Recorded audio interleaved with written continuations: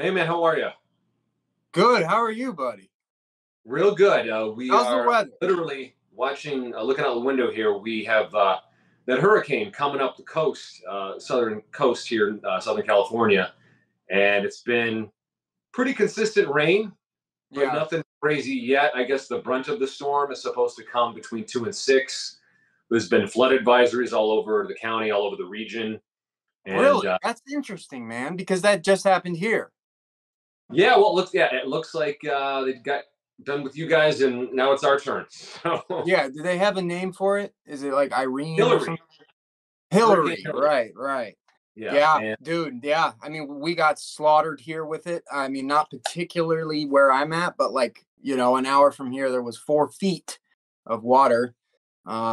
Yeah, a lot of people are dealing with that. And then we got the whole thing in Hawaii, man, which is just mind blowing. I mean, the yeah, amount of fire that that really happened, bums and me out. there's like a whole neighborhood that is like just destroyed. There's no houses there now. It's insane. Yeah, it's one of those things where we get these reminders every once in a while of just how Yeah. uh, fierce Mother Nature is. Right. And Right. to me, this is why we need to get better at harnessing our ability to use resources to keep ourselves safe, Yes. because she's not going anywhere and we still Right. need to live. So but yeah, but our definitely our hearts go out to the people there in Hawaii. That's Man, horrific. dude, really. I mean, and I know that the administration is giving like something like $700 a household, which is insanely low. But yeah, our hearts go out. I think there should be more support. Def- Honestly, I mean, we're def- giving something like billions to Ukraine, and we give like pennies to our own country here. So that's kind of weird. But either way, we could definitely the go main on message a is tear. that we're giving our support. Boy, what a crazy time we're in right now with these floods and this fire. And you're right. It's like the world is in charge. Mother Nature is in charge. And it's good to get a little bit of a wake up call to realize that sometimes. I think we need it. Well, there's Francis Bacon has a quote, and it goes, "Nature, in order to be commanded, must be obeyed." And Exactly. it's for as awful as it is when you see these sort of natural disasters. My hope is always the same, that when they build back, that we can figure out a way to reinforce things, whether it be levees or tornado shelters or earthquake shelters, or whatever it is. So my Yeah. hope is that maybe if they're not giving as much money per household, maybe they will help people build back in a more fortified way, so that if it comes through again, you know it'll be not as bad. So Yeah, I hope so. I mean, I saw just a disturbing video of a family sitting in the water for like hours, just to take shelter. Their whole neighborhood was ablaze, and they had to sit there and wait in the water for like 4 or 5 hours. yeah, Mind it's blowing. I mean, it's like it really, makes me feel lucky. Makes me feel yeah, lucky, and it's like this sort of thing could happen at any point. I mean, to us, you and me, Kyle. I mean, with the Hurricane Hillary there, I hope that, yeah, that yeah. It's interesting. There really doesn't seem to be um, a safe place. Having grown up in the Midwest, you get used to tornado sirens and tornado warnings. I lived through probably one of the worst tornadoes to hit in sort of the southwest suburbs of Chicago in '92. okay. I never see. It was the sky was like dark green. I've never seen a sky like that since. Wow. And yeah, it was just really crazy. I don't remember all the details of it, but I do remember Yeah. it. Love a town. I now live in a place where earthquakes are a thing. Okay, It's so just you must have been in what, like fifth grade then or something? it must have been around Right. that time. And Wow. I remember looking, but I was further out. But if you looked, I think it was if you looked west from where I lived, in Yeah. that entire sky, it was because it was the middle of the day. It was like Wow. 1, 2 in the afternoon, maybe later in the afternoon, and it just went dark, dark green, like, and then it just stayed that way. And Weird. yeah, it was pretty bad. But Yeah, the Earth is really moving and shaking. It's trying to tell us something. I feel like it's well, I don't think it's trying to tell us something. I think I it's don't always know, been this way. I think it's just part and parcel of being on planet Earth. You know, something like that. that Something. the with the continental shelves are always moving, or it's we Well, the what is way I there's see it something about is the that Earth. it's a well, the way I see it is that the Earth is a living creature. It is it gets sick, and sometimes when it gets sick, it has to do what it has to do to shake off the cold. And I truly, not to be morbid here, but I truly feel like the human race is a bad case of the fleas, and sometimes the Earth needs to do what it needs to do. I know you might disagree on that, but Pretty fiercely disagree. I don't I know, think I don't I don't think humanity, with all of what we're able to do, split atoms and create antibiotics and cure yeah, diseases, we are in any way fleas. uh, But I do think we could probably do a better. I don't think it has to be completely environmentalist. We stop doing any sort of industrial work. We stop trying to, gather resources to help ourselves live and thrive. And I also don't think we should be dumping Texas-size pieces of garbage and plastic into the Pacific. You know, right, there's a rational middle, and I think that it's one of those things where at some point we have to realize that, okay, it's probably not a good idea to dump trash and plastic and things into the ocean, because now there's something called the Pacific Garbage Patch, which is about the size of Texas. yep, And all of that trash and plastic is degrading. And where does it go? Gets into the fish, and then right. we eat fish. And so We I'm not a ideologue either way. For me, it's just, okay, let's look at the facts. Is this good for us? Is this Yeah, good for anyone? It's not good for the sea life. It's not good for human beings to eat the equivalent of a credit card every year in plastic. You know what I mean? yeah, None of no, that no, no, no. I'm helps. not. I was kind of halfway joking. I'm not a misanthropist by any means. I just do think that a lot of people are pretty ignorant to what we're really doing here, and but at the end of the day, humans are creative, beautiful, amazing people. We're capable Most of of a lot of us, good. and Yeah, sure. I mean, we we shouldn't all do. have, for the most part, good intentions, and I think that shines through at the end of the day, most cases. I mean, I think this is one area, one of many areas where eventually our rational self-interest will kick in, and we'll Right. realize that we're not just killing coral, we're not just poisoning fish, we're Right. poisoning ourselves. So maybe we should stop doing that. Yeah. Yeah. You know, It. so Yeah. there's that. So yeah, I'm not necessarily for some of stopping industry. I think that maybe industry could just be smarter about Yeah. how we create our products. We can, plastic, for example. We complain about plastic a lot, but plastic is really what has helped us pull hundreds of millions of people out of starvation and poverty over the last 100 years. Yeah. I We've mean, it's, plastic is it's such an pretty amazing. elemental part of our Food, lives. medicine, protection in cars and things like that. It's definitely not. We should not necessarily demonize plastic or petroleum products or oil per se, because we'd still be dealing with lighting whale oil, and like we were 150 years ago if we didn't learn these things. So no, Well, I yeah. know where I you're mean, coming listen, from. man. If We could you're if definitely you're do against that, plastic, just go into a hospital and tell me that we don't need plastic. right? I mean, plastic is an elemental part of every single hospital mechanism. All the stuff that you see in hospitals, it's like everything is plastic, and you couldn't use metal, for syringes and saline bags and all this stuff. We need it. I don't know. We just probably shouldn't toss it into the ocean. you know Right, right. But I think a lot of this stuff just seems to me to be, I know that common sense isn't that common, but there is a common sense element to it that it's probably, yeah. These are great tools. These are help human life to survive and to flourish. But again, then you don't just toss it in the ocean. So yeah, I think we can make money. Industry can thrive, and so can human beings and dolphins. I think It's all possible. So I think so. I think so. Yeah, it's interesting to think about where, where would we put the trash? I mean, there's new forms of biodegradable substances. Right. For Right. example, Yeah.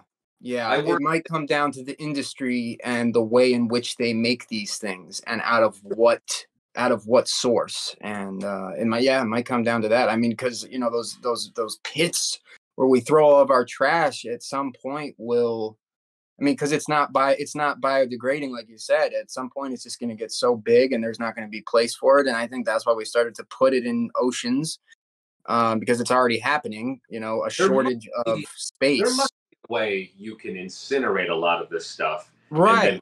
capture the Right. carbon and then use that for something else. I Right. swear I heard some scientists somewhere talk about that. Yeah. It's like anything. Humanity, we got out of the caves and we've managed to get into space, and Right. we got there by thinking about stuff.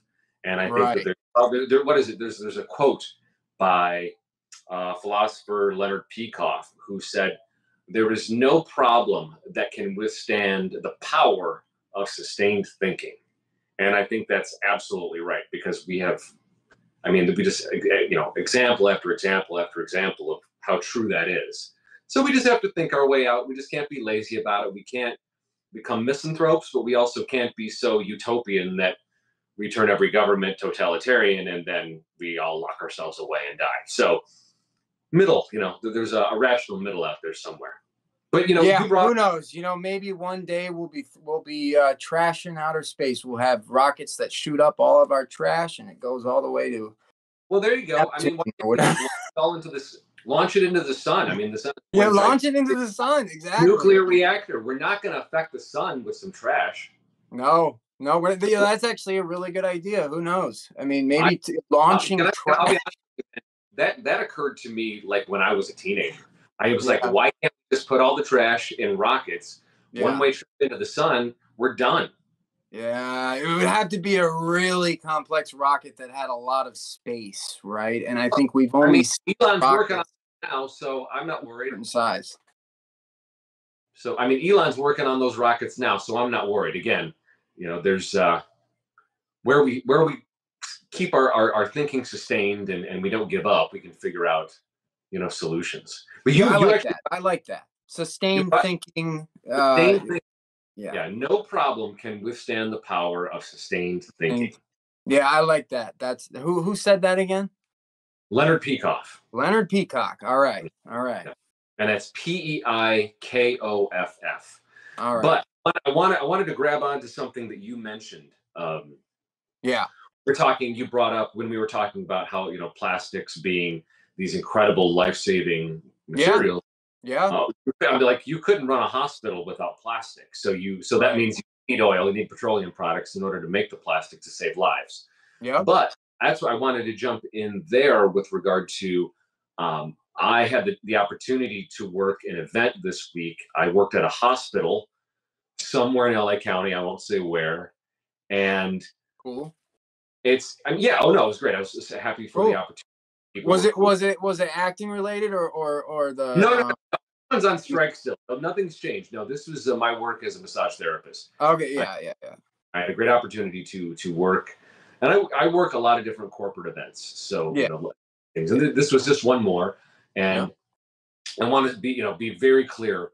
Everybody was great. Yep. Everyone worked for. Everybody was fantastic. But there was something that I noticed, and I don't know that it would be that much different regardless of the hospital I was at. But Mm-hmm. it leads to sort of a wider thing that I've been noticing in my family, just out and about walking around Mm. LA, doing my work, is the people that staffed the hospital I worked at Right. looked as terrible. And I'm not talking beauty, I'm not talking attractiveness, I'm talking about just pure health. Looked as bad as a lot of the people that were there as patients. Patience. Yes, Right. and Right. as patients. And I was working with a lot of people who were like the other massage therapist I worked with. She was fit and healthy. She was probably late 30s, early 40s. But everyone we worked in and around, hospital administrators, and even some of the doctor and nurse staff. A lot of these people were kind of overweight. They didn't look like they were the administrators looked terrible. They just did not look well. Yeah. And it's something that I don't know if I'm just more plugged into this because I've always been, and we've discussed this before, I'm obsessed with biohacking. I'm Yeah. obsessed with what humanity can do to keep ourselves not just living longer, but actually having quality of life while you're living. I'm obsessed with eating the right foods and trying to just do right by this gift of a meat vehicle that I have. And I have family members that are just continually, diagnosed with cancer. It goes into remission and then it comes back. Yeah. Family that have so injured their excuse me have so injured their metabolism that they're stuck on medication, and I mean like multiple medications. Hmm. I have an aunt who has to go back now because they found some new cancer. It's and again, I live in a place in LA where it's a fitness culture and all of that. Not to say that all fitness culture is healthy. Some of it is really unhealthy, but we heard and we shared before we started that there was a statistic that came up that 76% of American men aged 18 to 24 would be ineligible for military service because of health and criminal records. Yeah. And that was like, wow. Not that we Yeah. will Mind necessarily blowing. have a ground war anytime soon. I mean, I don't, who knows what will happen. But the fact that we wouldn't really be ready for that Yeah. Yeah. is really sobering news. Yeah. Well, the what you have to, there's a long list of check marks you have to check to be able to serve. Yeah, I mean, you can't be on antidepressants. You can't have an autoimmune disease. You have to pass a certain physical that, like you said, right. most people these days wouldn't be able to. Like for myself, I wouldn't be able to just for the sole fact that I'm a type 1 diabetic. There's a long list of things that I think most people would be able to check 50 years ago, but now, they wouldn't. And I think, yeah, a lot of it has to do with this people being ill and being overweight and eating the wrong food and being on medication and antidepressants. And And I not mean, exercise. if you're on an antidepressant, you can't serve. I mean, that's like half the people in this world or in this country are on medication, right? Like, It's really it's staggering. I remember maybe it might yeah. have been long ago, it was 10 years ago. I remember there being some type of statement was made by one of the Joint Chiefs of Staff, Mm, and he was like, he was asked, so what is your chief concern? He was asked by a reporter or someone, what is one of your chief concerns with regard to the national security of the United States? Is it this? Is it that? And one of his answer really surprised people. And I don't know which Joint Chief this was. People could look it up, Google it. But one of his biggest concerns was, I'm concerned that we're too sick and overweight. yep. To that's the biggest threat to the United States is the fact that, let's say, even if we had a universal healthcare system today, it would collapse in a very quick amount of time because we're so ill. Everybody is so ill all the time. And Right. we don't seem to be there. I mean, there's a massive movement within fitness, within, I would say, the healthier parts of the manosphere, within sort of the men's self-improvement and women's Yeah. self-improvement. Get out there, start exercising, start doing the hard work, start eating the right foods, not just the foods that taste good, and sort of take, like you talk about, taking moral inventory of your life. And it's like, are you really doing right by yourself? Are you who you could be? And that doesn't stop at health, doesn't stop at fitness. And again, I look at, some folks in my family, some of my friends, some of my friends' family, and I look around sort of at just the larger world, and it really breaks my heart because obviously Mm. I love most of these people. I love the world. I want the world to thrive. I want everybody out there to be able to do what they need to do. Yeah. So much confusion with regard to diet. I know people who um I was at a family event a few years ago, and I was eating pork rinds or chicharron. And someone said, it's like, that's not heart healthy. I'm like, well, it is because it wasn't fried in vegetable oil. And she had this argument with me about how vegetable and seed oils were really healthy and butter was bad for me and all of that. And in the years since, my immediate family has had no health problems, thank God, but her family has. Yeah. And well, my immediate family eats and exercises is night and day from hers. And I'm not saying this so I can say ha ha, because I don't want anybody to be harmed. I don't want anybody to be hurt. I don't want anybody to be ill. I don't want anybody to lose a loved one. But there does seem to be there are movements out there that have something that's working, whether you are eating paleo or keto or carnivore or just avoiding processed, if you're just like one single ingredient foods, eating whole foods, avoiding processed foods, and then exercising, getting that real what is it? That's I can't remember the term for it, but making sure that you really push yourself several times a week to get a good sweat, to get the muscles activated.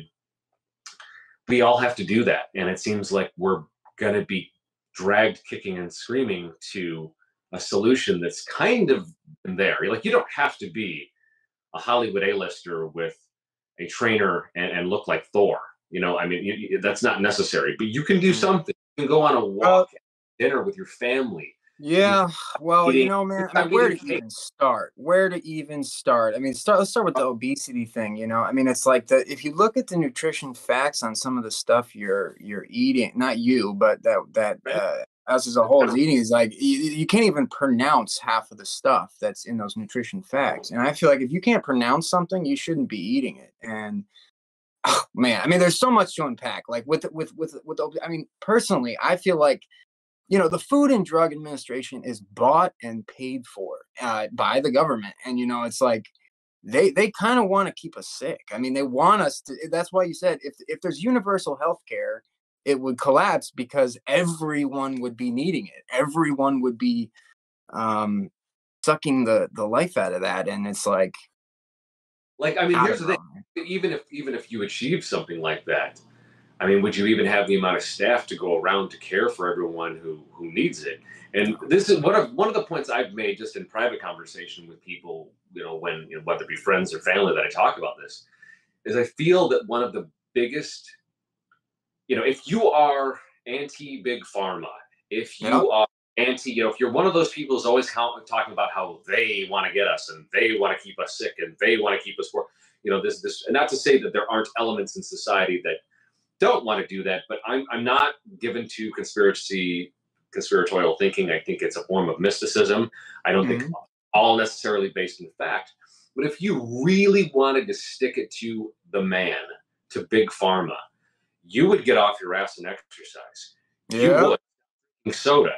You would stop eating, snack cakes. You would start eating, you know, Absolutely. uh, steak and eggs. You start eating, rice that isn't fried in oil. You start eating, papayas and fruit and and weightlifting and doing some cardio and going on a bike ride and going on a walk with your family after dinner. So I, I I sympathize with anybody that has dealt with a weight issue or any sort of body dysmorphia. We did an entire show on that some Yep. episodes ago. We still deal with it. Yep. It's a difficult thing, and sometimes it's there, sometimes it's not. So we are absolutely sympathetic. But where we have to draw the line is maybe healthcare costs wouldn't be so high if we weren't all so sick. Maybe pharmaceutical medication wouldn't be. I mean, again, there's a lot of reasons why pharmaceutical medication is as expensive as it is. But maybe if we could get ourselves down from maybe four medications to two or from five down to one, if we could get ourselves in a state of health where we really didn't need to go to the doctor all that often, how much money would we one put back into our pockets? How much less would maybe everyone have to pay in premiums? If we all did what was within our power to eat better and exercise and, maybe meditate, do better by our mental health, if everyone really did what they were capable of doing for themselves to just be a little healthier collectively, I can't imagine that wouldn't take a huge amount of pressure off of the healthcare system overall, that at some point would have to result in lower costs and lower premiums. There's no way. If it was 20% of the population that you know, had diseases or issues that were of no fault of their own, were the only people that had to use the system, I can't imagine it would be as expensive as it is. Right. Because that pressure wouldn't be there. Like if just people who were type 1 diabetics and people who, whatever it is, had, congenital diseases and things, were the only people who really needed that heavy sort of care, and the rest of it we're holding our own and doing better by ourselves, maybe this wouldn't be as big an issue as it is now. Does that make sense? And I mean, I feel like it really does start with the food, man. Though you think about it, like, where do you think most of the cancer comes from? Where does the type 2 diabetics issues come from? It really does. A lot of it stems from food. Would you agree?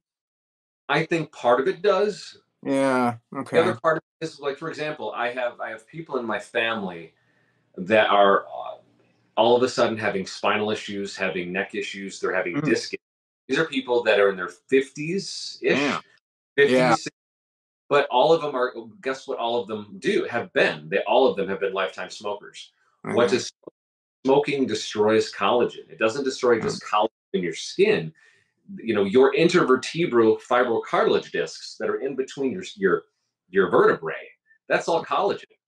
Yeah. You smoke over the course of 40 years, that's going to have an effect, not just on collagen in your skin, your bones, your intervertebral discs, so many things.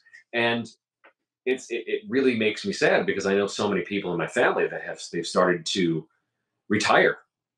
And there's some folks who weren't even retired a year and had started to have massive issues with spine and all of that. And it's, ugh. And they're smokers? Well, they were, two still are once in a while. One is completely stopped, but it's one of those things where, like, for example, I have an immediate family member who struggles with COPD, but guess what? Has not stopped smoking. So, what do you even do there? Like, I kind of see his point that I have it, and he's been smoking since he was probably a teenager. He's a marvel man. He's smoked a pack a day. Am I really going to stop him now that he's in his early 60s? Probably not. But I think what we can do is try to, I guess, articulate to people that are our ages, younger, that, right now you don't think about vaping, you don't think about smoking, everybody thinks smoking a joint is like eating broccoli. It's not. And I'm not anti weed. I don't do any drugs. I don't smoke. I don't drink. I can maybe count on two fingers how many drinks I have in a year, and that's just around the holidays. And that's just me. But some of these things aren't, I don't think that weed is not as bad as alcohol, right? But high concentrations of THC, we're starting to see, can cause psychosis in some young men. So there's no free lunch anywhere. No. And I'm curious to see what's going to happen if we don't at least get people to moderate. Like, maybe you won't quit smoking, but maybe you only have one a week, or you only have friends, or maybe you only have one joint a month, which I know is smoking. Oh no, is horrible for you. That is the number one, I think, killer, and it's one of the most addictive substances, even over heroin. You can look that up. It's like, quitting nicotine is one of the hardest things a person can do. I mean, I've had experience with it. I've come to a place where I enjoy nicotine, but I like to use the nicotine pouches, which is like, the gum. It's smokeless tobacco that you put it in your mouth. And I mean, there's actually studies that nicotine is actually good for cognitive ability, but it's the Right. way in which we ingest it that is so bad. I mean, yeah, I think if you're smoking, you need to stop, and everyone knows that. It's just that we're pushed so much, and I mean, yeah, maybe they don't want to keep us sick, but they certainly promote the hell out of nicotine, and I mean, they make money off people They've been recovering from nicotine and getting off of nicotine and then getting back on nicotine, and it's hang on a just a revolving door. advertise anymore. That's actually not true. Nobody's really pushing cigarettes anymore. I mean, Well, it's they're pushing vapes though. You know, well, they vapes, put. yeah, I vapes, mean, yeah, you know, you won't. You're right. You won't see it on a Super Bowl commercial. You won't see Marlboro anymore. But I mean, there's still billboards. There's still like, you know, I'll see it in magazines and yeah, stuff like that. yeah. And you mentioned vapes. Vaping, I almost wonder. Vapes. I can't imagine are any really better No. than cigarettes because not only are you sucking in whatever your substances that you put in Yeah. there, Yeah. but that's all heated up plastic. Yeah. You What got it is it's oil. It's a vegetable oil basically that it heats up and it turns into a vapor. But the thing is it's so hot that it's like burning your lungs.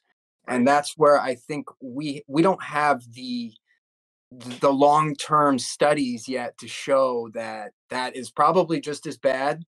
And you know, I'm not going to sit here and say that I don't vape sometimes because I do, but I certainly don't suck on it all day like you see some people just Oh it's yeah, always in their mouth. I mean, they're literally sleeping with it in their hands. yeah, Um, you know, I mean, absolutely, dude. I completely agree. I think the number one thing that we can do is A, stop smoking, B, look at the nutrition facts. yeah. Um, you know, and it's a bit, let's go back to the universal healthcare thing. I think that's interesting. You know, that does exist in other countries. I think America is way different though, because like we're very against communism and socialism, and that sort of is what universal healthcare would look like, is living in a more communist culture. I mean, is that right? Well, I think that there's that, but I think that what no we tend to compare like the U.S. and our healthcare system to other countries as if it's Yeah. an apples comparison, which it is not. Right. There, it's something that we're dealing with. What 340 million people.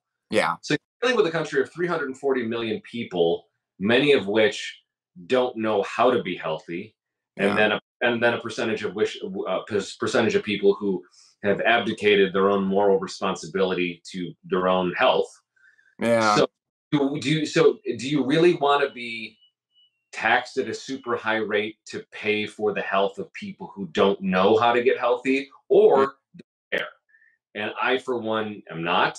I have no problem with um, a system where if you want to donate and help people, you can. We Yeah. technically have that, but Yeah. what gets in the way is one, we never address the fact that we have a lot of people who don't know how to be healthy.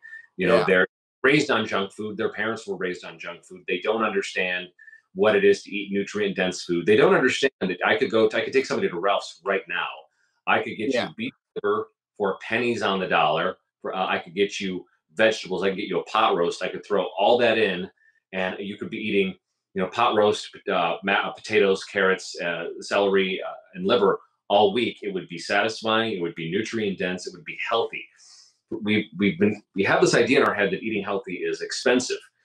You don't have to shop at Whole Foods. Also, just because something is at Whole Foods doesn't make it healthy. There's as Oh. much crap Yep. at Whole Foods as there is any other grocery store. Oh yeah. Maybe it's organic, but it also might be a bread with 72 different ingredients. And Yep. anybody who ever bakes bread knows there's less than a handful of ingredients to make Yep. actual bread. You don't Yep. need ultra processed, hyper preservative foods and cereals. None of those things are necessary. If you just ate tubers, meat, fruits, and vegetables, single ingredient foods, maybe season them the way you want, it would Mm-hmm. be possible. It would be impossible to stay heavy It would be impossible. It would make it harder to lose weight, and it would be much just better for your system overall. Yeah. But again, this is where you can't force people. You can't force anybody to think. Thinking is volitional, and Right. people have to be curious enough and sick enough of being sick or out of shape to want to do the research to do it. And that was me. I grew up a fat kid and a fat teenager. About halfway through high school, I got sick of it, and I started to do the work in terms of how do I not be this anymore. Yeah. And it's been a long, arduous road, but I've learned a lot. But it was also because I didn't want to be that anymore. I didn't want to not like myself. I didn't want to be unhealthy. I didn't want to be made fun of anymore. And I'm not necessarily for shaming people, but in my own life, there was a point when, yeah, I was soft and I was, squishy, and that's not the type of man that I wanted to be. And so when I would be made fun of in that way, it hurt a lot, but it also lit a fire under my ass to figure out a way to not be that anymore. So that you individually, there's no one has a right. For example, let's say I decide I'm done working out, I'm done eating right, and I'm just going to just drink soda, and I'm going to just order everything through Yeah. Instacart, eat nothing but fried chicken and this and that and cake. If Yeah. if I eat myself into ill health, whether it's on purpose or because I'm ignorant, do I have a right to make a moral claim on your life to take your money to treat me? No. No, I don't. No. And that's where my main argument with universal healthcare is. The idea that someone could completely abuse themselves, or somebody could just decide that they just don't want to think about fitness or health or whatever, that person somehow can go out there and make a claim on somebody else's life to then pay for their health care is fundamentally morally wrong. Now, Yeah. there's nothing wrong with uh, charity. There's nothing wrong with wanting to help people. But I feel like there's got to be this combination of getting the word out. And I have a hard time believing that people at this point, with when you think about what podcasts are most popular, what TV shows are most popular, we all want to, not all, but a lot of us would like to look like Hollywood A-listers. A lot of us listen to Huberman and Rogan and Lex Friedman and Chris Williamson. And we listen to these folks that are out there talking about health and getting better. I do think unless you're just really disconnected, you should exercise. Yeah. You should eat a lot of sugar. You Yeah. probably should eat a lot of bread and pasta. You should probably eat fresh food. So at some point, you gotta take some responsibility. But Yeah. Well, at the for same those, time, no yeah, problem. I have no problem with helping someone who is someone that I know, someone whom I love, who is ill through no fault of their own. But we've got to get a handle on all of this, because if we right. keep doing this, again, even if we had universal health care, you how eventually you're going to run out of money if everyone's sick. And if everyone's sick, do you even have people to take care of people? There's a massive depopulation, population collapse that is starting to occur throughout the world because people Yeah. didn't use enough. So there's we have to be Well, doing. that's interesting because, like, I am, as you know, I am one of those people that it deals with an chronic illness through no fault of my own. I Exactly. have type 1. For the listeners that don't know, I have type 1 diabetes, which is a type that you get when you are usually a juvenile, and there's actually no reason for it. There's no actual doctors don't know why they get it. Just like people that get cancer, there's oftentimes there's no reason. With type 2 diabetes, you get it because you are overeating and you are eating way too much sugar and way too much carbs, and you're not exercising. But when it comes to type 1 diabetes, it's unknown. It's more of like a genetic thing where, like I just said, there's no specific scientific reason for why it happens.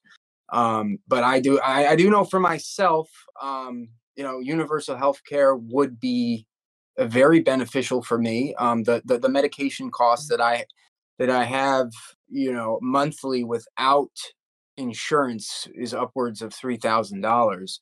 You know, Yeah. this insulin that the insulin that I take a long acting and I take a short acting insulin, and that alone is about $2,000 a month. So, you know, like what I was thinking when you were saying about the universal healthcare thing is like, for people at no fault of their own, maybe there should be parameters in which we say, okay, people with these illnesses can be included in this, and those who don't, you know, have to find another way to pay their medical Well, bills. But I think when it comes to certain illnesses like type 1 diabetes, cancer, you know, I don't know the other names of the other ones. I'm sure there's plenty, but those ones where you know there's nothing you could have done to not get it, you should be taken care of. And I mean, I'm well, affected by it. I'm affected by it. one of those things, like you know, I'm trying to extrapolate from my point. If everybody got as healthy as they could be, you know, Yeah, like okay, then you take all that pressure off the healthcare system. If people in general are healthier, they're saving money on healthcare costs, which means they have more money in the bank. yeah, Wouldn't that free up capital for people to contribute to funds, let's say yeah, for your community or your family, or like, I guess what they call them now are health savings accounts. If there was a way that we could shrink the stress on the system, get everybody healthier so they're not paying so much, premiums come down, it frees up all this money for the average person to have in their in you know in their accounts in their pockets.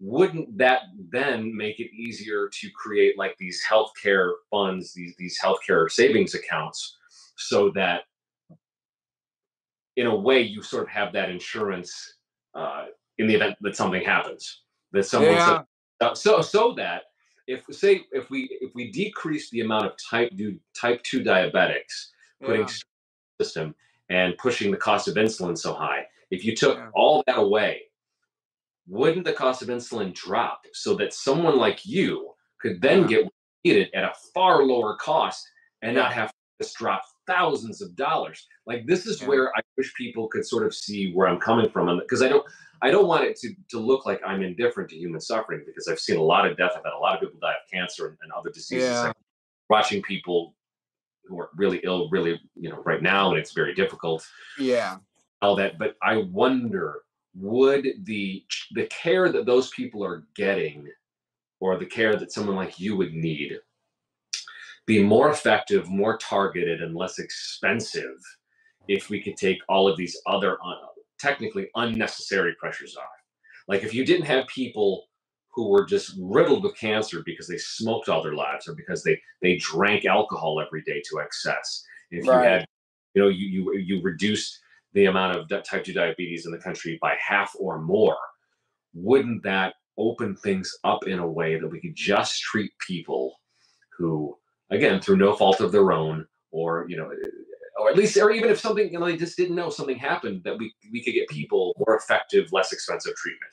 That's what I'm thinking. It's like we've got to figure out a way that we're not redlining the system all the time, because everybody's at the mercy of insurance companies. Everybody's at the mercy of being a really bad situation. If everybody could just take some type of stock of, okay, I'm just going to walk every day after dinner. I'm going to, yeah, no more soda in the house. I'm not yeah, fruit juice. I'm going to eat bananas now, or yeah, what. There's got to yeah, be a way that we could just again bring down the pressure on all of it, that it can become manageable again, and people like yourself and others aren't just destroyed financially just right, because they need a medication. Like, it should not be that way. right. I know it shouldn't. It shouldn't. I mean, it's the premium But I we, pay but is we, we have to, ridiculous. You know, it's insane. It's insane. but There's got to be a way. You're right. But I mean, no, the thing is that we just have to think, and I do think that it starts with us. Like, I think if individuals don't start taking responsibility where they yeah, can, I'm not saying it's okay. You're on 5 medications. I'm not saying get down to zero. I don't know what your yeah, situation is. I just don't. I'm not trying to be, callous or cold here. But right. maybe you could do that. You get yourself down to two, or down to one. um, and so forth. Again, doing what's within your power to make your own life better, uh, that you're not as dependent on these things. Because that's the other thing too, with so many of these medications, there's like a boatload of side effects, which Yep. sometimes the side effects, you then have to go on another medication to counter the side effects of this medication. Right. There is a better way to do this. Especially when we're talking about psych meds, right? Like, there's always an answer unless you're hearing things, seeing things. There's always a sort of spiritual answer to these spiritual maladies, in my opinion. I don't see depression as others might see it. I don't see anxiety as others may see it, and I don't see all sorts of mental illnesses as a lot of these doctors and people see it as a disease. I see it more of a spiritual malady, and Agreed. that's just my opinion. I'd probably take a lot of shit for that, but that's okay. I know, I agree with you. I think that it's, and that's another thing. The way medicine is set up in this country is you go to a doctor and they're just kind of trained to just give you a pill.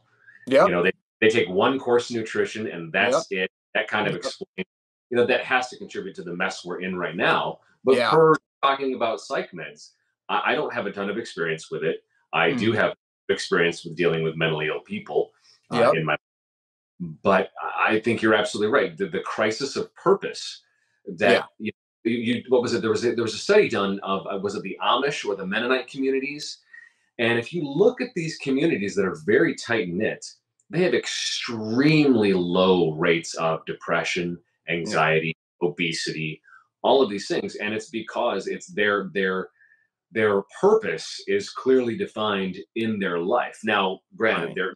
they're a part of maybe a stricter type of existence, but the fact remains that there is no crisis of purpose. There's no crisis of identity. You have a set of skills, and you know that you're there to raise the barn. You are there. Yeah. You are there to get these kids to school. Yeah. You're there to teach the kids how to hunt or whatever it is. And they're And growing their they're own food oftentimes. they're growing their own food. So again, that Yep. affects their rates of diabetes and obesity and all of those things. So the the the crisis of depression, anxiety, all of these mental maladies seem to be directly tied to a lack of purpose. Seem to, Yes, I you know, agree. and nobody's going to tell me. I am in full agreement with you, and nobody's going to tell me otherwise. Yep. Uh, you can't just hide away playing video games. You can't just hide away doing drugs all day. You've got to figure out a way to figure out what you like about life. It's such a big, vast, interesting world that I get so annoyed when I see, you know, cousins People of mine. getting bored. I say I'm bored. I'm like, there's no way. You No literally have excuse. the total sum of human knowledge in your pocket. There's no There's, excuse. There's no excuse for boredom. There's no excuse for boredom at all. And that Amish thing you were saying is very interesting. I also find that with people that do contact sports, especially jujitsu, because as some of y'all know, I do that and I live by it. I swear by it. It is changed my life for the better, pulled me out of some really dark places. And you will never find someone that does jujitsu or really most martial arts for that matter, and they're depressed or they're sad. Anyone that you talk to that does jujitsu is a happy person, and you can take that to the bank. That is a well, fact. especially for men, there's Yes. men to be able to get their aggression out. I mean, men are Yep. built a particular way. Maybe not all men, but Yep. most men. You get a chance to engage in vigorous exercise. You get to engage on a level of brotherhood, learning from other men. Yes. You can be humbled. You can learn. It's Yep. human connection. It's just all of the Yep. uh, physiological All the good stuff. benefits of it. So again, whether it's Brazilian jiu-jitsu or it's running or it's weightlifting, Yeah. human beings, we evolved basically to move in particular ways over the past over maybe millions of years. The idea Yeah. that we suddenly Millions. stop now, uh, Yeah. clearly we're not meant to just sit inside all day. We have to move. We have to breathe. We have to struggle. We've got to challenge ourselves physically and mentally. And you're right. I don't know anybody who does BJJ. I don't know anyone who regularly works out, somebody who is a bodybuilder, people who are hikers. Every single one of those types of people in my life are really even keel. They're Yep. not. They're also, the other thing is, like we talk about, there's a lot of talk about toxic men and aggressive men. The men that I know who are the toughest and the strongest and the most physically capable are the Yep. least aggressive men that I know, because they Yep. get it all out on the mat with the Yep. iron in the gym. There's so many great advantages to understanding the power of exercise. Yeah. But you have to do it. That's the thing, is you can't, again, I think we're going to get dragged kicking and screaming to things we already know. We all know you need to exercise. You need to exercise on a regular basis, and you probably need to vigorous exercise at least several times a week. You can't eat processed food, sugar, and crap. You have to eat real foods, single ingredient foods, and that is not expensive. I do not accept that. What is it? My diet right now consists of eggs, grass-fed ground beef, rice, fruit, water. I like to indulge in a Diet Coke now and then, but that's probably the worst thing food-wise that the studies are showing that it's not as bad as, again, we're kind of, that's popping up again, that suddenly aspartame is bad. It's actually not. But that's the thing. It's single ingredient food. Do I want to absolutely go down to Portillo's in Orange County and just house an Italian beef with fries? Yeah. For sure. I'll do that once in a while, but I'm not going to do it regular. And it's just something you have to make a decision. Right. You want, man, the thing is that when people get when people get uncomfortable enough, they will change. But the interesting thing is that, like, people will start exercise and they'll be like, "Oh, I can't believe I haven't been doing this. Why haven't I been doing this?" And that's the question I always ponder, is like, well, why? Is it society? Is it, the way you grew up? Is it that you just were so ignorant to the possibilities of life? Why is it that people don't exercise, and then they do it, and then they realize that they've been wasting all this time not doing it? But that's the thing, is you're absolutely right. People do realize, wow, that was a lot of fun. That was challenging, but I feel way better. Right. It's rare that I've met somebody who started exercising regularly. Yeah. And some people fall off the wagon and they go back to it, realize, oh, okay, yeah, I need to be doing this. I never felt that I'm doing this. So sometimes I think there is a fair amount, like, for example, I can come at it from the perspective of a fat kid or a fat teenager. You're intimidated, to go into a gym, full of guys that look like what you want to look like. And you are nowhere near that, is really intimidating. And that's why I think but at the same time, what I think is really important is, people make fun of gym culture. People make fun of bodybuilders and they're meatheads, they're this and that. If you go and you can talk to the most diced, stacked dude in any gym, and he will be one of the biggest cheerleaders for the skinny or the overweight 100%. Guy to come in, because he knows that it takes work. And he may have that skinny, scared guy.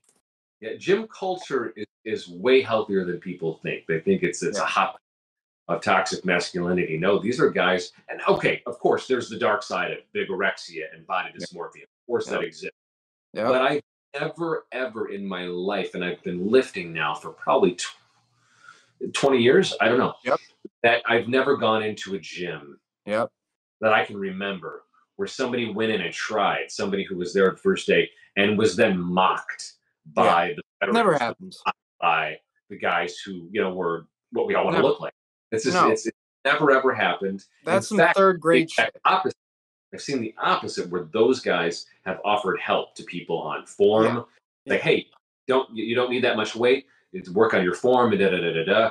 And that's why I think that even though they get a lot of shit, the chains like Planet Fitness, even though I wish they had, I wish they had squat racks. They just, they have the Smith machines. They don't have. They don't have free benches. They don't have the easy. They don't have a lot of stuff. But sorry, go on. but they do a really good job of, because I have 3 gym memberships and one of them is Planet Fitness. And when Right. I go to Olds and I look around and there's just no way, I'm like, okay, I'm going to go figure out something at Planet Fitness. And I've been able to just smoke myself at a Yeah. Planet. So this idea that Planet Fitness is not a legitimate gym, that it's not like you can't get a good pump, you can't get a great workout, you can't just crush it, isn't true at Yeah. all.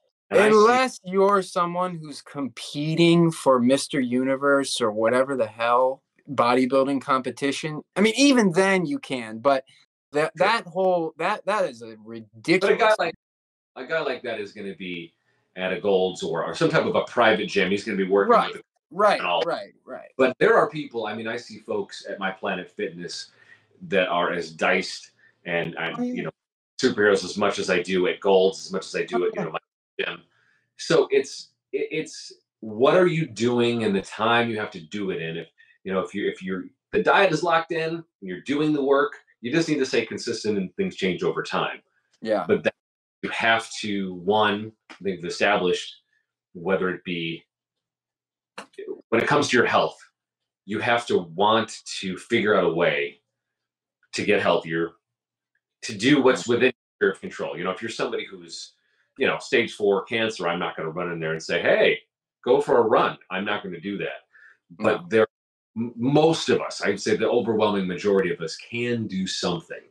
whether it do, fasted walks in the morning, or we do walks after dinner, or we do push-ups. You could literally just do body weight exercises in your living room. If you did it Yeah. that 5 days a week, Yeah. every week for a year, and just ate, pot roast potatoes and celery that you got at the store, and just it would be impossible for your body and your overall health not to respond. There's no way.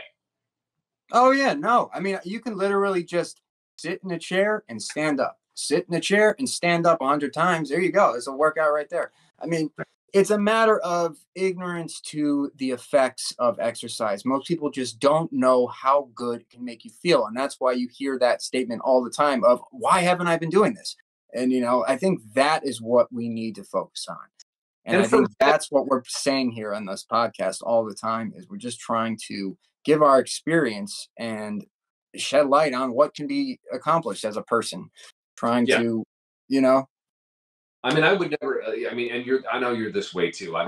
If I haven't done something, if I don't know about something, I really try not to speak about it. But yeah, I have exactly. experience in these areas, and I think one thing I want to add to all of this is Yeah. whether maybe you're just starting on learning how to eat better. Maybe you're like, okay, you're going to go paleo for a while, and you're going to start doing body weight exercises, or you got a gym membership, and you're just trying not to eat as much sugar.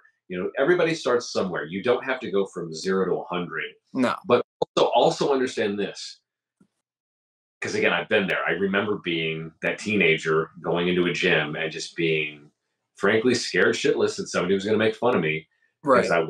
I was, Right. better than that guy, but I was still skinnier than this guy or whatever it was. Right. Not Right. competing. You are not competing with anyone. Most people don't care. The extent to which we think people are thinking about us or noticing us is never, it's almost never the case in reality.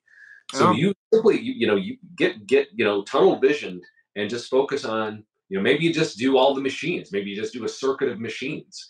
Maybe you get on the treadmill or whatever it is, but just know that no one is worried about you. No one is making fun of you. Go in and do it for yourself. For many people, it's one of the first times in their life that they really do something for themselves. It's Yeah. to get fit, and I don't even necessarily mean to get jacked. It's one of the most selfish things you can do, and I mean that in a rational self-interest way, like to be rationally selfish. Because Yeah. if you want to live a great life, if you want to be worthy of a great partner one day, if you want to be worthy of the children and be able to raise the children in the family that you want to have one day, you better be selfish and you better take care of you first. I Yep. know that confuses some people, but you are of no use as a husband, as a father, as a brother, as a mentor, or just as a guy who just wants to be not in pain and just wants to live a life and wants to be able to travel and just wants to be able to get up from the toilet without being winded. You better start being Yeah. rational. Yeah. You better start being rational. That's right. Yeah, Yeah. there's nothing wrong with rational self-interest, that or quote unquote rationally selfish. If you are doing right by yourself, you can then be right by the values in your life. Be that your wife, your girlfriend, your boyfriend, your husband, your kids, whatever. Maybe you're some type of a leader in your community. It's fun to show people what can be done. There's several folks that I follow. Fit to Fat is a guy on Instagram. He's Yep. some who he's a big keto practitioner, but he recently, a few years ago, just got voluntarily fat again. Like he's stacked, he's jacked, and he just got fat again just to show people how he could get back to where he was, and he did it. There's another guy I follow called Bruce Lean, and he showed like he was just a puffy, out of shape guy, and he literally looks like a superhero. Like I wish I could dial in my Yeah, level of. Kyle, real quick, that what you just said is interesting because I'm actually in a similar place to that fit to fat guy.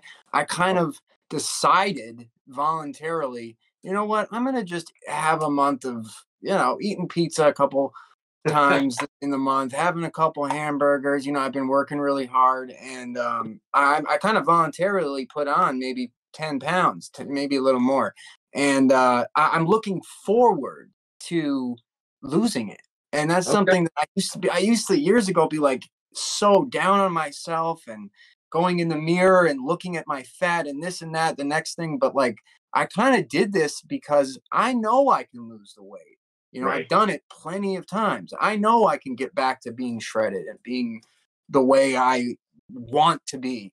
And Right. that just is interesting that you found someone else like that, because that's what I'm doing now. Is I'm going to start to get jacked again, and it's like it's a hill I get to climb. It's a challenge Right. I get to, and I'm not like unhealthily out of shape. I'm just not where I know I can be and where I will be. And so, you got to look at it from a different perspective. It's like it's a challenge. It's not like a Well, and this is shitty why time. you are such a solid dude and you're such a solid human being that you voluntarily have sort of chosen to embark on this challenge. And for some people, Yep.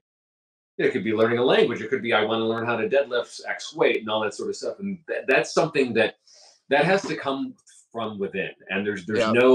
there's no universal healthcare system that's going to give people purpose. That's going Yeah. to force people to want better. You have to want to find that on your own, Yeah. and that's sort of the hard reality of it. But Yeah. it's why again I love you so much as a friend and as a human being that I love what you. you're capable of. You're like, I'm going to show this, and you're going to you could do your before and after or whatever it is you decide to do, but that's really impressive. Yeah. And the thing I would put it back on maybe the people that are trying to maybe get fit now and Yeah. healthy.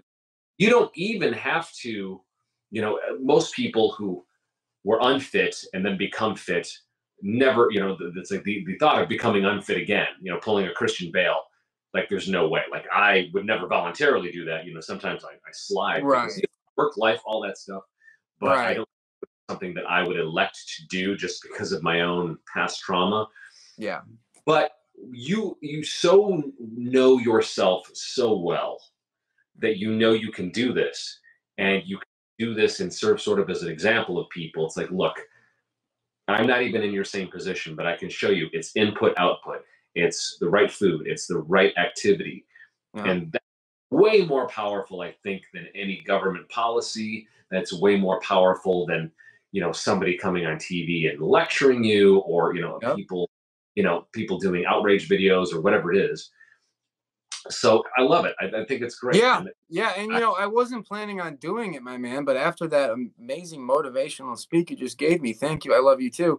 Is I might actually do the before and after pictures, and I might actually document this. I mean, why not? Right. I I mean, mean, I only know you as, I mean, for those of you who don't know Noah or his work, I mean, he is a specimen. Noah is, he is. He is. It's like Brad Pitt blew up and he was one of the pieces. Um, and so that's kind of how I know you. So I didn't see you. We had that sort of gap where I didn't see you when you got up to however. 260. Wow. Yeah. So I didn't know you in that time. So I knew you in the beginning when we were doing TV stuff, and I know you. Hmm. So it's hard for me to wrap around that Yep. you've ever been that big, but it's possible. It's all possible. You have to be a valuer, and you have to decide what your values are and what you want. And And you have to enjoy the process. You actually have to enjoy the process of struggling a little bit. Which you maybe you got to have a couple screws loose, but I don't think so. I think you can learn to embrace struggle, and you can learn to embrace challenges, not as something that is going to torture you, but is going to make you grow. And that's the way I look at it now. I mean, I never thought I would be in a place where I wouldn't have a six pack and I would be like looking at it like I'm about to get one though. I never thought I would be like that, but here I am. But then the other thing too is you talk about enjoying the journey, and it doesn't have to be a struggle if you just are patient with yourself and you're Yeah, consistent. It's true. going to happen.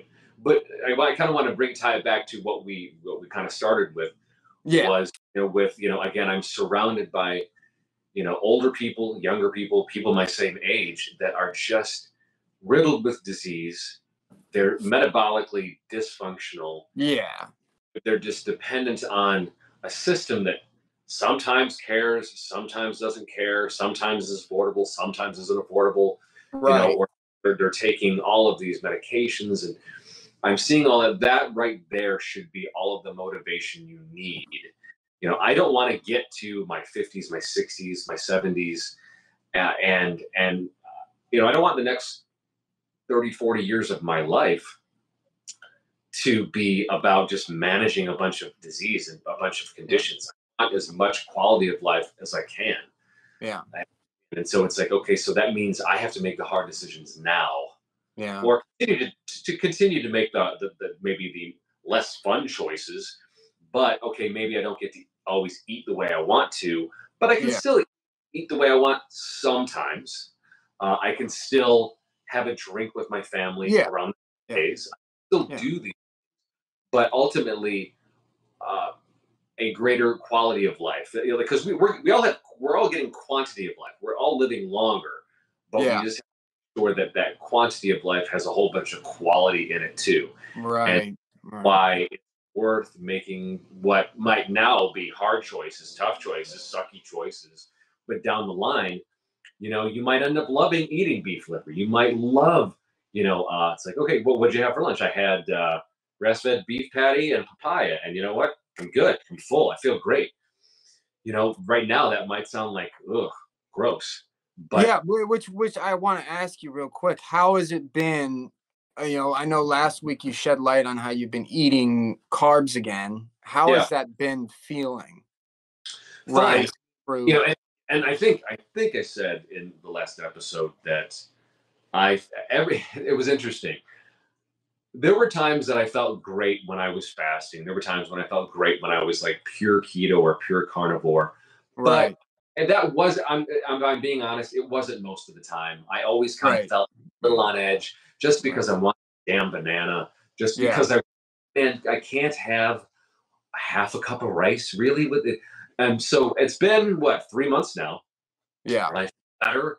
I feel like I'm recovering better. I feel like I said, I cranked out a leg workout right before we started here, Yeah. and I feel fine. I feel sharper cognitively by Yes. having carbs back into my diet. There were Yeah. only maybe a handful of times where I really felt sharp when I wasn't on carbs, Yeah. and Yeah. it just I don't know. I'm not going to tell anybody how to do things. I still think keto and carnivore and fasting are excellent tools, but I'm trying to add mass, Yeah. lean. I'm not trying to, I'm trying to lean gain over time, but I have felt more even overall than I ever have Yeah. because Yeah. when I want to have the watermelon, I have the watermelon. When I Yeah. want to, it's like scrambled eggs with some rice. it's ground Right. beef with rice. It's beef liver with some rice. And then for dessert, it's papaya, watermelon, berries. Right. Uh, Right. And none of this stuff has gluten. You know, the thing is like no, that's true. Single gluten ingredient can be foods. bad for you. I mean, the thing like carbs, there's such a misconception that carbs are bad when it's like, no, dude, they're not. It's just where you get your carbs from. You know, Exactly. like I don't know how you were maintaining your muscle mass, honestly, Well, can without carbs, but I mean, you did it somehow, man. But I'm well, just I'm okay. interested. I'm interested that it's interesting that now you're saying that you're feeling more energy, and it's just an interesting sort of experiment here that Well, you're doing. it wasn't so much that the energy wasn't there because obviously I had, I was fueling myself with fat. But what I did notice when I was really keto was I had, because by your body is only burning fat. So you're now Right. burning through the collagen, the carbohydrates. Yep. So it's easy to hold on to the muscle mass that way. My problem was I had to eat so much fat to keep that going that I Yeah. found it difficult to get lean. Like these Yeah. guys, bodybuilding, get shredded on keto. I have no idea how the hell they do it. There's a part of me that almost say that they've got to be on drugs, and I'm not saying that they are. Everybody's different, but for me, it didn't work. As soon as I added rice back in, I started fruit back in. I found myself, one, my muscles filled back out again, and I found that I was, one, when I went back to, now I'm back on 4 or 5 meals a day. When I was doing all this fasting, I think it screwed up my metabolism. It slowed my metabolism. My metabolism is back up now because I'm eating 4 or 5 meals a day. But Right. all of the meals are single ingredient. All of those meals are largely pastured or grass fed, or I try to do organic, but they are not processed. I think the most Right. processed I probably drink are my Diet Cokes, but Right. that's Right. about it. And I do a lot of whey protein too because I love to blend smoothies with fruits. It sort of fills in the gap of having loving milkshakes my whole life. I can make a fruit smoothie. If I freeze all the fruit, Yep. the whey. You throw some ice. You do that. That tastes like a milkshake. You're not jonesing then to go and get a milkshake. So it's been fun. But everything I have just listed to you is what I eat every day. I don't Right. deviate. I'm also, that's hard for some people. I have no problem eating the same damn thing day in and day out.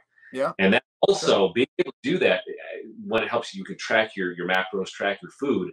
Yeah. It's way more helpful to Yep. track Easier your that progress. way. Yeah.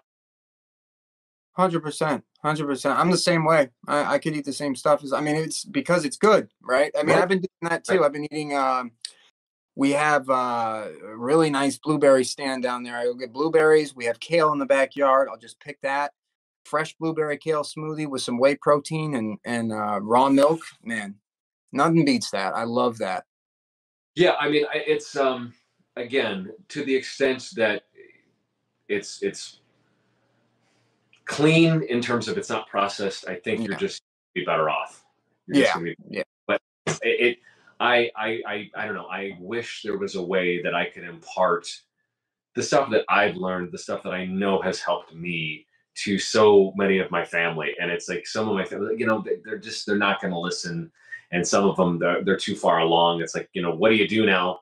How do you convince your 81-year-old great aunt that she probably shouldn't be eating all of the sugar and the processed, pastries? It's, you know what I mean? So all we can do is Right. what we can do, what's within our sphere of control, our sphere of influence. But if anybody's out there that's listening, if you don't want to be at the mercy of an uncaring healthcare system, if you don't want to be choking down meds every day, and Nope. you want quality of life, you want to be able to move when you need to, start doing the hard work now, make it a habit so that Yeah. in time it's not a burden. Yeah, right. I mean, yeah, if you're 80 years old, sometimes, yeah, you might be too far in the woods at that point. But I mean, I think a lot of the listeners that are listening to us are probably 50 and under, and it's not too late at all. I mean, Right. And you know, even if you are in your 50s, even if you're an older person, I mean, I've seen videos on Instagram of women in their 60s and 70s that decided they were going to start weightlifting. And yep, and then you see them, within months, they're deadlifting, they're squatting, they're doing incredible stuff. So it's truly never too late. But yeah, yeah, no one can do it for you. You have to be a self starter. You've got to find it in yourself to want Yeah. to, Yeah. to figure out a way to be healthier and to be better. Absolutely, my man. I mean, and yeah, weightlifting, studies show weightlifting, like it extends your life It years and does, years. and it's The, great the, for the, the first thing you should stay away do from. is look at the nutrition fact, look at what you're eating, and start moving and start picking stuff up and putting it down. And I mean, it's so simple. Lifting Um, heavy things and putting them down. When women, especially women, have to understand that there's no reason to be afraid of weights. You're not going to bulk up like a no, man, and no, and because women are so prone to osteoporosis. If you want to preserve your bone, there's nothing better for you than weightlifting and no, yeah, strengthening bones that way. And I get so excited when I see ladies in the gym, particularly older women, and they're doing it. And my hats off to them. Again, my hats off to anybody who goes into a gym that wants to better themselves. yeah, You bravest person in there, especially if you're new to it. But again, the ladies as well. There's so many women that are rediscovering that, hey, this stuff is not bad for me. I'm not going to come out looking like a bodybuilder, but it's going to help my bones. It's going to help my hormones, and that's just going to influence everything else. yep. The bones, the lungs, the heart. I mean, it's all connected, but yeah, the bones for sure, and the mental side of it too. I mean, the Oh mental. yeah.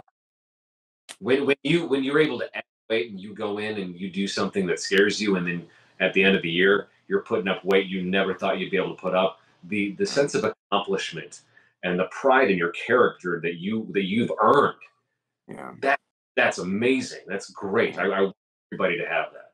Yeah, man, there's something about doing something that you may not really want to do, but then once you do it and you can and it's over and you say, "Well, I did something I didn't want to do." That I mean, that right there, it's a good feeling. Well, we'll end on that. There's a great quote by Ralph Waldo Emerson uh, Mm, about that specifically, and he said, "Do the thing you fear, and the death of fear is certain." mm, That's one of my favorite quotes, and it's absolutely true. nice. Anytime I have taken a massive leap towards something that scared the crap out of me, and I wasn't sure if it would work, even if it worked or if it didn't, I could at least hold my head high that I didn't wimp out, that I did it anyway, in spite of fear. So there's that. That's nice. Do the thing you fear. And the death of The death fear, of fear is certain. certain. Yeah, I Yes, like that. That's nice. yeah. But yeah, man, it was great to talk to you today. You too. This was a fun one. I wasn't sure where this was going to go, but hopefully, I don't know, we'll make some sort of a difference. I don't know. Yeah, I think we gave some good information, experience, hope to people out there, and this was just a fun conversation. I mean, we that's went that's into this really all. not knowing what we were going to talk about. People are going to take it or leave it, but no, I love to talk to you all the time. You are a constant inspiration to me. You're a tough dude. You're an inspiring dude. You're a smart dude. You have a great heart. You're strong. I know we're going to get on the mat one of these days, and you're going to kill me. But You're damn. it's like no, I love you, man. I love Stay you safe too, out brother. there. Yeah, and yeah, we'll see you all you guys next time. All right. Absolutely. Thank you guys for listening. Like, share, subscribe, comment, all that jazz, and we'll talk to you next week. Bye, guys.